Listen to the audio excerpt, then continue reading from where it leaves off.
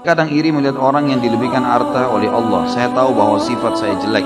Tolong nasihati saya Ustaz, agar tidak kufur nikmat dan berburuk sangka kepada Allah. Lihatlah selalu orang yang di bawah kita.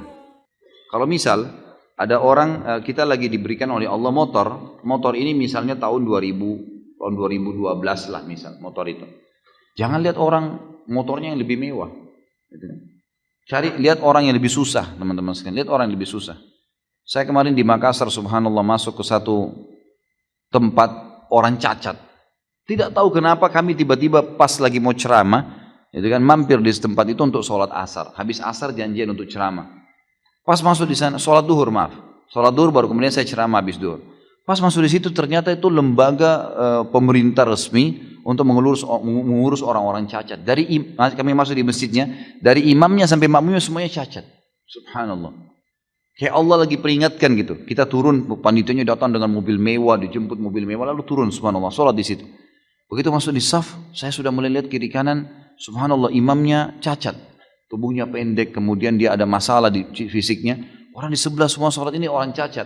Ada yang satu datang, subhanallah, masuk masjid sampai menggiling-gulingkan badannya untuk sholat gitu kan. Saya balik kiri kanan lalu saya mengatakan, subhanallah. Coba lihat ikhwani, bagaimana Allah sampaikan kita di masjid ini untuk memberikan peringatan kepada kita. Lihat ada orang yang susah, tapi mereka tetap semangat, hidup, mereka bekerja.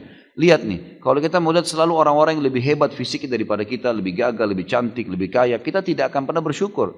Lihat orang-orang yang begitu. Coba antum lewat, alhamdulillah di Indonesia cukup banyak. Kita bisa lihat orang yang tiap hari pungut gelas-gelas air mineral, bajunya kotor gitu kan. Ada banyak, tangannya kotor, hidupnya susah. Sampai ada yang jalan setengah mati gitu. Saya hampir setiap hari, tidak pernah tidak teman-teman sekalian. Setiap saya keluar dari rumah saya di Condet menuju ke Kemang, menuju kemana-mana kalau lagi pengajian, pasti saya dapat. Tidak pernah kurang dari 3-4 orang miskin itu sudah pasti. Pasti orang susah. Kemudian saya sempat mampir, lihat mereka, tanya kabarnya bagaimana.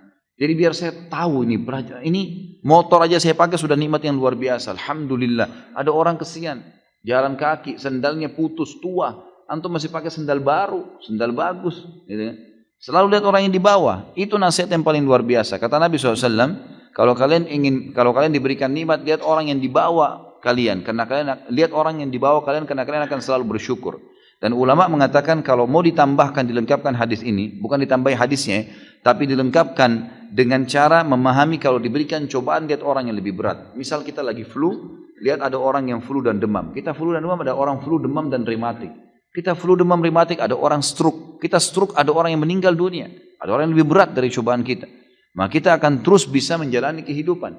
Sudah sunnatullah. Subhanallah. Orang susah lebih banyak daripada orang mampu, orang kaya tuh. Lebih banyak orang susah daripada orang kaya. Saya kemarin subhanallah mau ke Balikpapan. Baru kemarin dari Sudirman saya naik motor ke pengajian. Kemudian saya minta tolong salah seorang ikhwan untuk jemput motor saya. Lalu saya naik taksi.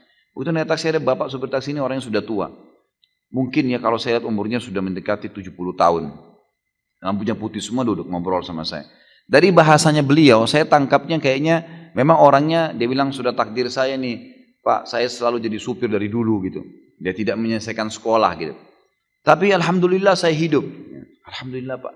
Saya dengar ceritanya teman-teman sekalian, kalau saya dari awal sampai ke bandara dengar ceritanya, subhanallah uang 1.000 rupiah itu bernilai sekali buat dia, gitu kan? Luar biasa itu.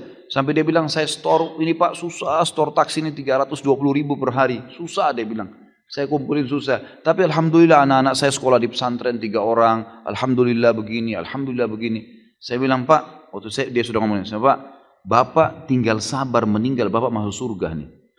Ini sekarang cobaan Allah yang sedang datang Pak. Itu adalah sesuatu nikmat yang besar kepada Bapak. Karena dengan cara seperti ini Bapak dalam ketaatan Allah. Mungkin kalau Bapak diberikan lebih daripada ini, mungkin Bapak lebih susah. Nanti akhirnya susah, lupa dengan Allah. Sekarang Bapak masih mau mampir sholat. Bapak masih mau mengingat kelebihan-kelebihan yang Allah berikan. Maka itu sebuah nikmat, syukurilah.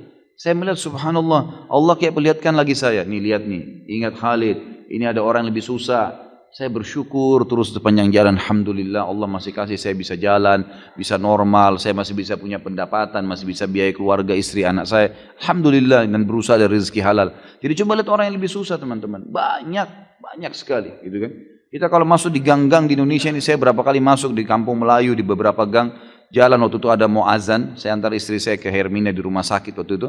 Kemudian saya masuk cari mana masjidnya di sini. Oh di belakang, lewat gang-gang, masuk gang. Rumah-rumah orang berdempet-dempetan semua. Ada orang yang buat, bapak-bapak lagi buat gorengan, jual gorengan di depan rumahnya. Saya lihat mungkin ya modalnya mungkin 70 ribu, 100 ribu gitu kan modalnya.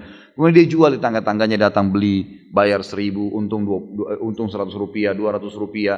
Seperti itulah. Dan hidup, orang-orang hidup. Azan mereka ke masjid, sholat. Dengan bahagia, pulang ke rumah, pakai sendal jepit. Masya Allah, enak hidupnya tuh. Gitu kan? Dan ingat teman-teman sekalian, kata Nabi SAW, bukan saya larang antum menjadi orang kaya. Kalau Allah bukakan, alhamdulillah. Apalagi kalau bisa diikuti dengan ilmu. Tapi kata Nabi SAW, mayoritas penghuni surga adalah orang-orang miskin. Memang orang susah. Jadi kalau antum lagi dicoba dengan Allah Subhanahu Wa Taala, maka nikmatin cobaan itu. Karena itu sebenarnya sesuatu yang terbaik buat kita. Dan ada beberapa poin-poin yang sudah saya sampaikan, tentunya bisa dihubungkan dengan apa yang saya sampaikan sekarang ini.